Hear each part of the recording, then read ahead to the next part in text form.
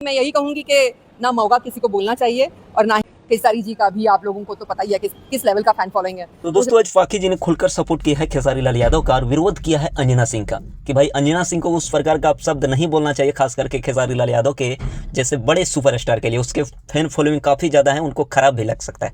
ये बोली है पाकी जी ने अपने वीडियो में। जैसे ही वहाँ पे एंट्री हुआ तो उससे सवाल पूछा गया क्या अंजना सिंह जो बोली है उसका सपोर्ट करती है या फिर विरोध। तो भाई पाकी जी बिल्कुल एकदम कह सकते हैं दिल खोल के बोली है कि भाई हम खेसारी लाल यादव का सपोर्ट करते हैं। अंजना सिंह गलत बोली है तो गलत बोले भाई, किसी भी बड़े सुपरस्टार को उस प्रकार का शब्द का प्रयोग नहीं करना चाहिए, बोली है फाकी जी ने। ये फॉलोइंग है और खेसारी जी का भी आप लोगों को तो पता ही है किस लेवल का फैन फॉलोइंग है।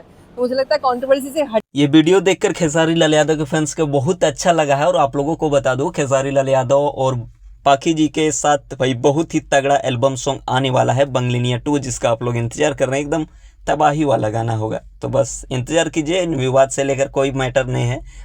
फिर से तहलका मचाने मैं और खेसारी जी हम लोग एक साथ दिखेंगे सॉन्ग